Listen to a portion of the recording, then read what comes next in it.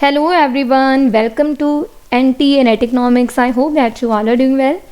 आज के इस वीडियो में हम लोग कंप्लीट एनालिसिस करेंगे आज के पेपर का जो कि शिफ्ट 1 में करवाया गया है। एनालिसिस करने से पहले this is my profile on Unacademy. जिन लर्नर्स ने अभी तक मुझे अनअकैडमी लर्निंग ऐप पर फॉलो नहीं किया तो फटाफट से फॉलो कर लीजिए ताकि जब भी मैं कोई नई क्लास स्केड्यूल करूँ आप सभी के लिए तो उसके रिगार्डिंग नोटिफिकेशन आपको टाइम टू टाइम मिल जाए। इसके अलावा मैं आप सभी को ये भी बताना चाहती हूँ कि मेरा अनअकैडमी पर कंप्लीट प्लस कोर्स चल रहा है यूनिट नंबर 6 से लेके यूनिट नंबर 10 तक। जितने भी लर्नर्स जिनके पास यहाँ पे प्लस सब्सक्रिप्शन है और इसके अलावा जो भी लर्नर्स यहाँ पे सब्सक्रिप्शन लेनी चाहते तो आप लोग मेरा रेफरल कोड यूज़ करके यहाँ पे सब्सक्रिप्शन ले सकते हो और इस कोर्स में एनरोल कर सकते हो। इसके अलावा प्लस क्लासेस के अलावा मैं फ्री स्पेशल क्लासेस भी कंडक्ट करती हूँ जो कि फ्री ऑफ कॉस्ट होती हैं। आप सभी इन क्लासेस में एनरोल किया कीजिए और इन क्लासेस से बेनिफिट लिया कीजिए। ये सारी स्पेशल क्लासेस मैं आप सभी के लिए ऑलरेडी कंडक्ट कर चुकी हूँ। चलिए शुरू करते हैं कि आज का जो एग्ज़ाम था उसका लेवल क्या रहा है और इसके अलावा इसमें से किस तरह के क्वेश्चन पूछे गए थे और जितने क्वेश्चन मुझे जानने को मिले हैं उनके यहाँ पे कंप्लीट आंसर्स क्या हैं, उनके करेक्ट आंसर्स क्या हैं, तो उनको हम लोग देखेंगे। यहाँ पे हम लोग एनालिसिस करेंगे, complete analysis of paper 2 economics. अगर मैं यहाँ पे आपके सबसे पहले पेपर 1 की बात कर लेते हैं। पेपर 1 का जो लेवल था एज पर दी लर्नर्स ये डिफ़िकल्ट था। इस बार जो पेपर 1 था वो डिफ़िकल्ट था और बहुत ही आपको जो थे घुमा फिरा के क्वेश्चंस पूछे गए थे। बहुत ही कम क्वेश्चंस ऐसे थे जो कि डायरेक्ट थे और इसके अलावा स्टूडेंट्स ने ये बताया है कि जो आपको यहाँ पे DI दिया गया था, डेटा इंटरप्रिटेशन का जो क्वेश्चन था वो भी बहुत ज़्यादा टाइम कंज्यूमिंग था। बहुत सारी कैलकुलेशंस आपको करनी पड़ रही थी उसको सॉल्व करने के लिए, जिसकी वजह से बहुत से लर्नर्स को यहाँ पे अपना बहुत सा जो टाइम था वो डिवोट करना पड़ा, बहुत सारा टाइम उनका यहाँ पे वेस्ट हो गया। इसके अलावा अगर हम लोग यहाँ पे बात करें रिसर्च एप्टीट्यूड की और इसके अलावा अगर हम लोग बात करें टीचिंग एप्टीट्यूड की तो बहुत ही कम क्वेश्चंस इन दोनों में से देखने को मिले हैं। और इसके अलावा जो यहाँ पे आपको पैराग्राफ आता है, कॉम्प्रीहेंशन आता है, वो भी इकोनॉमिक्स से ही रिलेटेड था और उसमें से भी आंसर्स फाइंड आउट करने में स्टूडेंट्स को बहुत ही परेशानी आई है। कॉम्प्रीहेंशन भी यहाँ पे डिफ़िकल्ट लगा है स्टूडेंट्स को, DI भी डिफ़िकल्ट था और ओवरऑल जो यहाँ पे पेपर का लेवल था वो डिफ़िकल्ट था। अगर हम लोग यहाँ पे पेपर 2 की बात करें तो पेपर 2 यहाँ पे मोस्टली लर्नर्स को ईजी लगा है। तो हम लोग यहाँ पे बोलेंगे कि ये जो पेपर 2 था इस बार वाला जो एग्ज़ाम था वो इजी टू मॉडरेट लेवल का था। बहुत से क्वेश्चंस ऐसे थे जो कि प्रीवियस ईयर्स में से ही पूछे गए हैं। बहुत सारे PYQs आपको एज इट इज़ इस पेपर में देखने को मिले हैं और इसके अलावा इस बार क्रोनोलॉजिकल ऑर्डर के क्वेश्चन ज़्यादा थे, मैचिंग के क्वेश्चन यहाँ पे ज़्यादा थे। इसके अलावा यहाँ पर आपको असर्शन रीज़न के जो क्वेश्चन हैं पिछले पेपर के कंपैरिजन में इस बार थोड़े कम थे। पेपर 2 इस बार का इजी था और बहुत से स्टूडेंट्स पेपर 2 में बहुत अच्छा परफॉर्म करके आए हैं। चलिए अब हम लोग देख लेते हैं कि पेपर 2 में से आपको किस तरह के क्वेश्चंस पूछे गए थे और उनके यहाँ पे करेक्ट आंसर्स क्या हैं। सबसे पहले तो आपको यहाँ पे जो गैट के राउंड थे उसके ऊपर भी क्वेश्चन आया है। आप लोग देख लेना कि इनमें से कौन कौन से राउंड के रिगार्डिंग आपको पूछा गया था। यहाँ पे आपको जेनेवा, इसके अलावा यहाँ पे कैंडी राउंड और उरुग्वे राउंड, इन राउंड्स के बारे में पूछा गया। तो देख लीजिए कि इनका यहाँ पे टाइम पीरियड क्या है, कौन से साल में जो राउंड से वो कंडक्ट करवाए गए थे। आगे हम लोग यहाँ पे देखते हैं। सबसे पहले आपको यहाँ पे एक न्यूमेरिकल क्वेश्चन आया था क्रूड डेथ रेट के बारे में। यहाँ पे आपको गिवन था कि अगर डेथ रेट यहाँ पे 50,000 और टोटल पॉपुलेशन है यहाँ पे 28 लाख, यहाँ पे क्रूड डेथ रेट क्या होगी। क्रूड डेथ रेट का हमारे पास फॉर्मूला होता है death rate divided by population multiply by 1000। हम लोगों ने यहाँ पे जो वैल्यूज थी उनको सब्सटीट्यूट किया और जो हमारे पास क्रूड डेथ रेट निकल के आई है वो है 17.85। जिनका यहाँ पे आंसर 17.85 उन सभी का यहाँ पे ये जो क्वेश्चन है वो करेक्ट है। उसके बाद यहाँ पे आपको एक क्वेश्चन आया था कि हैरल्ड न्यूट्रल टेक्निकल प्रोग्रेस क्या होता है। हम सभी को पता है, हम लोगों ने बहुत बार इनको क्लासेस में डिस्कस किया है कि जो हैरल्ड का न्यूट्रल टेक्निकल प्रोग्रेस है वो लेबर ऑगमेंटिंग है। लेबर ऑगमेंटिंग इसका करेक्ट आंसर है। उसके बाद 4th क्वेश्चन GDP का बेस ईयर पूछा गया था। GDP को कैलकुलेट करने के लिए हम लोग कौन सा बेस ईयर लेके चल रहे हैं। GDP का जो बेस ईयर है वो 2011 एंड 12। इसका करेक्ट आंसर 11 एंड 12। उसके बाद devolution of taxes to state. So 15 finance commission के अनुसार जो यहाँ पे शेयर दिया जाता है स्टेट्स को सेंटर के टैक्स में से वो कितना है। सो आपको पता है कि इस बार वाली जो 15 फाइनेंस कमीशन है उसने उसको 1% से कम किया है। पिछली बार ये 14 फाइनेंस कमीशन यहाँ पे जो डेवोल्यूशन था वहाँ पे शेयर रखा गया 42%। इस बार वाली कमीशन यहाँ पे कितना दिया 41%। सो यहाँ पे 1% का यहाँ पे जो डिक्रीज़ है वो देखने को मिला है। सो यहाँ पे इसका जो करेक्ट आंसर है वो 41%। उसके बाद टैक्सेस जैसे जैसे इम्प्लीमेंट किए गए थे उनको आप लोगों ने एक क्रोनोलॉजिकल ऑर्डर में जो था वो अरेंज करना था। तो देखिए कि income tax, so income tax सबसे पहले आएगा क्योंकि ये 1860 में इम्प्लीमेंट किया गया है। उसके बाद यहाँ पे गिफ्ट टैक्स जो कि 1957 में, बैंकिंग ट्रांजैक्शन टैक्स 2005 में इसको इम्प्लीमेंट किया गया है, और उसके बाद जीएसटी 2017। सो इसका करेक्ट क्रोनोलॉजिकल ऑर्डर रहेगा सबसे पहले इनकम टैक्स, उसके बाद गिफ्ट टैक्स, और यहाँ पे सर्विस टैक्स भी था।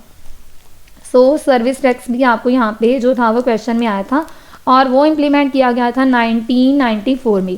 सो सबसे पहले यहाँ पे आएगा income tax, after that gift tax, after that service tax, after that यहाँ पे बैंकिंग ट्रांजैक्शन टैक्स, और सबसे लास्ट पे जीएसटी। सो ये है इसका करेक्ट क्रोनोलॉजिकल ऑर्डर। सो उसके बाद यहाँ पे क्वेश्चन आया था कि जो हाईएस्ट रूरल पॉपुलेशन है, हाईएस्ट रूरल पॉपुलेशन है वो कौन सी स्टेट में है। सो हाईएस्ट रूरल पॉपुलेशन यानी कि हमारी जो रूरल पॉपुलेशन है उसका ज़्यादा जो शेयर है उसमें से ज़्यादातर जो लोग हैं वो कौन सी स्टेट में रह रहे हैं। सो इसका जो करेक्ट आंसर है वो यूपी।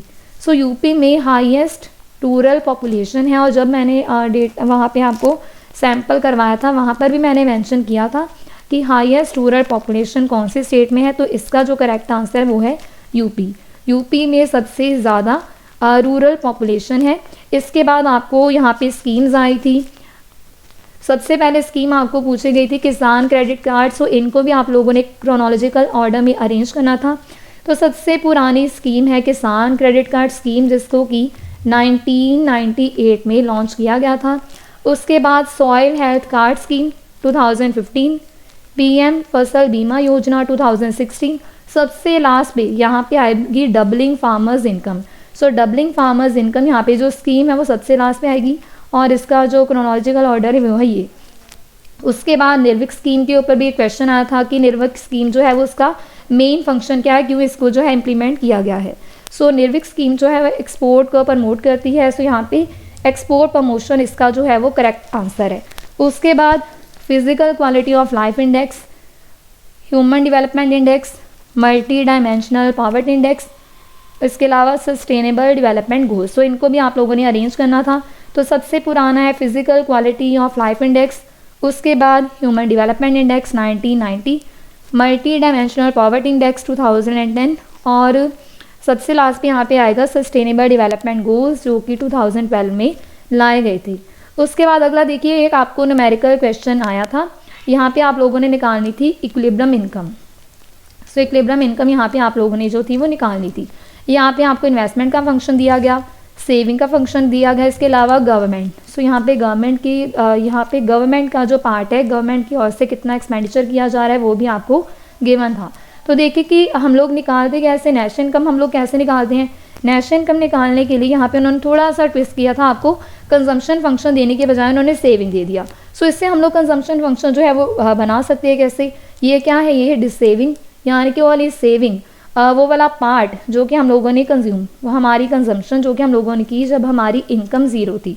सो जब हम लोग कमाने लगेंगे तो सबसे पहले वो वाला जो हम लोगों ने यहाँ पे डिस सेविंग की थी, जो हम लोगों ने कंजम्पशन की थी, उसको हम लोग पहले क्लियर आउट करेंगे। सो ये है डिस सेविंग, यानी कि जब हमारी इनकम ज़ीरो थी तब भी हम लोगों ने यहाँ पे कंजम्पशन की।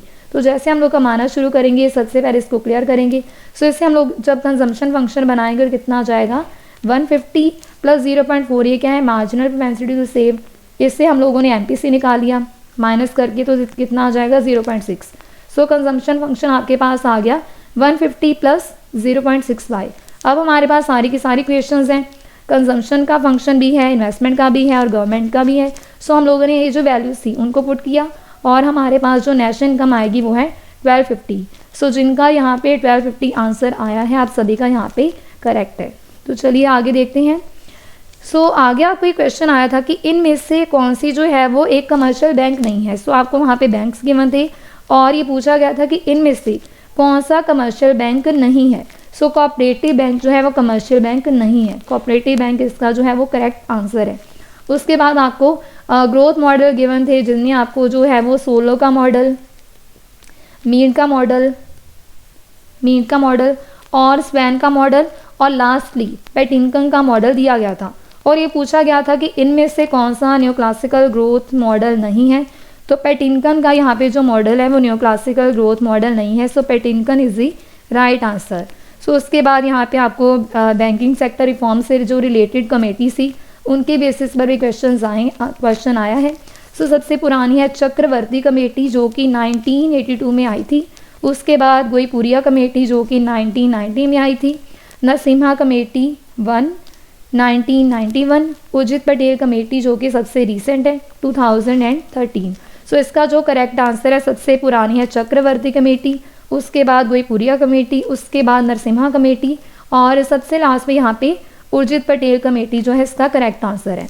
उसके बाद पॉवर्टी एस्टिमेशन की जो कमेटी थी, जब भी हम लोग PYQs करते रहे हैं तो मैंने आपको बताया था कि इन कमेटीज़ की जो डेट्स हैं उनको ध्यान में रखना। देखिए कि इसके ऊपर क्वेश्चन आया भी है। अलग कमेटी सबसे पुरानी थी, ये सबसे पहले आनी थी। उसके बाद लकड़वाला कमेटी, उसके बाद तेंदुलकर कमेटी 2009, सबसे लास्ट में रंगराजन कमेटी 2014। इसका जो करेक्ट क्रोनोलॉजिकल ऑर्डर है वो ये वाला है। उसके बाद यहाँ पे मार्केट फेलियर, किस किस रीज़न की वजह से मार्केट फेल हो जाती है। बहुत बार हम लोगों ने क्वेश्चन को किया था। मोनोपली अगर मार्केट पावर है तो उस केस में हमारी जो मार्केट है फेल हो जाएगी। एक्सटर्नैलिटी के केस में मार्केट फेल हो जाएगी और पब्लिक गुड्स के केस में हमारी जो मार्केट है फेल हो जाएगी। बैंक रेट पर भी क्वेश्चन आया था कि बैंक रेट है क्या। बैंक रेट वो मिनिमम रेट है जिसके ऊपर RBI लोन देगा लॉन्ग टर्म के लिए। RBI यहाँ पे लोन देगा बैंक्स को लॉन्ग टर्म के लिए। मिनिमम रेट जिसके ऊपर RBI यहाँ पे लॉन्ग टर्म लोन देगा बैंक्स को। उसके बाद यहाँ पे क्वेश्चन था कि अगर बैलेंस ऑफ पेमेंट डेफिसिट में चल रहा है, यानी कि हमारे यहाँ पे जो इम्पोर्ट्स हैं, इम्पोर्ट ज़्यादा है हमारे एक्सपोर्ट से, तो इसको हम लोग कैसे ठीक करेंगे। 4 यहाँ पे मेजर्स थे, चारों के चारों ही ठीक थे।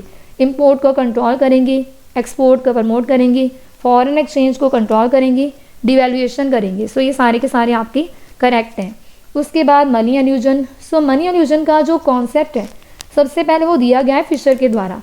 बट अगर यहाँ पे ये बात करें कि इसको पॉपुलर किसने किया है, तो पॉपुलर यहाँ पे किया गया केन्स के द्वारा। यहाँ पे दोनों ही करेक्ट है, यहाँ पे दोनों ही जो है करेक्ट हो सकते हैं। यहाँ पे क्वेश्चन किस कॉन्टेक्स्ट में पूछा गया था उसके बेसिस पे क्लियर होगा कि इसका करेक्ट आंसर यहाँ पे क्या है। सबसे पहले उसके ऊपर बात की गई थी फिशर की ओर से, बट इस कॉन्सेप्ट को यहाँ पे जो पॉपुलर किया गया है फिशर केन्स की ओर से। उसके बाद क्लासिकल डाइकोटमी के ऊपर क्वेश्चन आया था।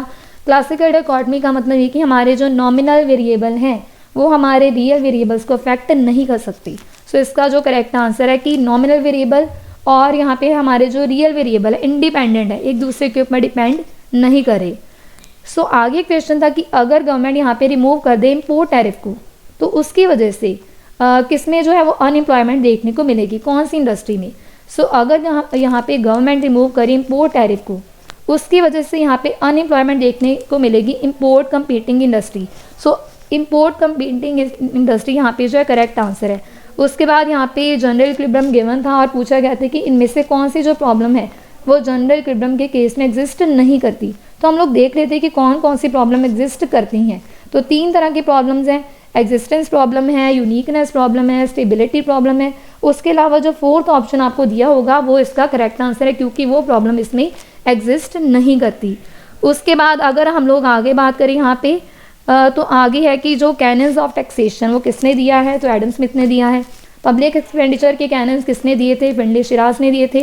बेनिफिट थ्योरी ऑफ टैक्सेशन किसने दी है, लिंदाल ने दी है। इफेक्टिव इंसिडेंस किसने दिया, effective incidence of tax, Mrs उजला के हिक्स। तो इसका ये करेक्ट आंसर है। उसके बाद बिजनेस साइकिल के ऊपर आपको एक क्वेश्चन देखने को मिला था कि टाइम पीरियड के हिसाब से जिस बिजनेस साइकिल का जितना लंबा टाइम पीरियड है उसके हिसाब से आप लोगों ने उसको अरेंज करना है। तो देखिए कि सबसे छोटा यहाँ पे जो टाइम पीरियड है वो है किचन साइकिल।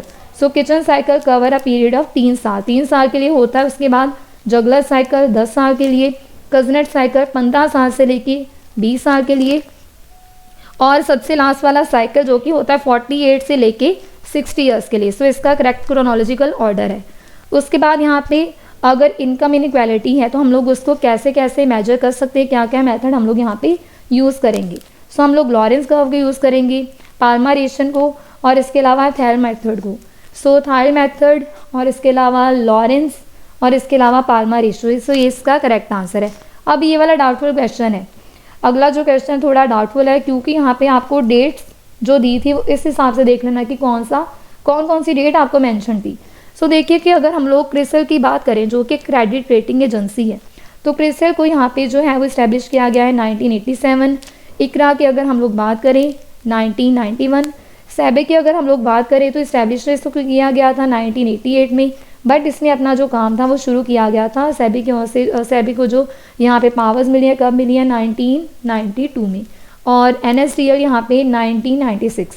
सो इसका जो अगर हम लोग देखें तो 1988 एक ही ऑप्शन में गिवन था।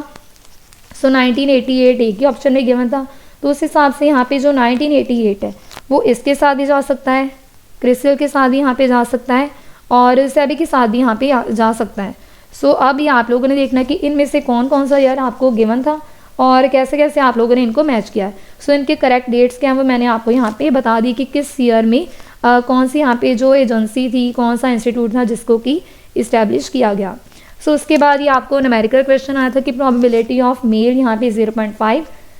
एक फैमिली जिसमें 3 बच्चे हैं, आपने प्रोबेबिलिटी निकालनी थी कि क्या प्रोबेबिलिटी कि इसमें 2 बॉयज़ होंगे और 1 गर्ल होगी। तो सबसे पहले हम लोगों ने यहाँ पे सैम्पल स्पेस बना ली। सैम्पल स्पेस बनाने पर हमारे पास जो टोटल इवेंट्स आए हैं वो है 8। सो ये टोटल इवेंट्स है 8। अब हम लोग देखेंगे कि यहाँ पे हमारे पास क्या प्रोबेबिलिटी है कि 2 बॉयज़ और 1 गर्ल होगी। सो देखिए कि यहाँ पे 2 बॉयज़ 1 गर्ल, यहाँ पे 2 बॉयज़ 1 गर्ल, यहाँ पे 2 बॉयज़ और 1 गर्ल, यानी कि फेवरेबल आउटकम हमारे पास कितनी है 3। टोटल आउटकम हमारे पास यहाँ पे क्या है 8। सो यहाँ पे इसका जो करेक्ट आंसर है वो है 3/8। 3/8 is the correct answer of this numerical. उसके बाद ये आपको क्वेश्चन आया था, ये हम लोगों ने बहुत बार किया था और as it is the question आपको यहाँ पे आया था। मल्टीप्लायर आपको गिवन था 4, निकालना था आपने कि कौन से कंजम्पशन फंक्शन के लिए यहाँ पे जो आपकी यहाँ पे जो मल्टीप्लायर है उसकी वैल्यू 4 होगी। सो जिस कंजम्पशन फंक्शन में आपके पास MPC आ रही थी 0.75, वहाँ पे आपके पास जो मल्टीप्लायर है उसकी वैल्यू हो जाएगी यहाँ पे 4। इसके अलावा यहाँ पे आपको उन्होंने सेविंग फंक्शन भी दिया था। सेविंग फंक्शन के लिए आप लोगों ने क्या करना था 1 माइनस MPC यानी कि MPS, जिस सेविंग फंक्शन में आपके पास MPS की वैल्यू होगी 0.25, वो आपका यहाँ पे जो है वो करेक्ट आंसर हो जाएगा। सो उसके अलावा यहाँ पे मैं एक और क्वेश्चन जो है वो उसको ऐड करना चाहती हूँ। सो यहाँ पे आपको जो था वो एक क्वेश्चन आया था जिसमें कि आपसे पूछा गया था कि एक ऐसा प्रोडक्शन फंक्शन जो कि एग्जिबिट करेगा दोनों हैरेट के न्यूट्रल टेक्निकल प्रोग्रेस को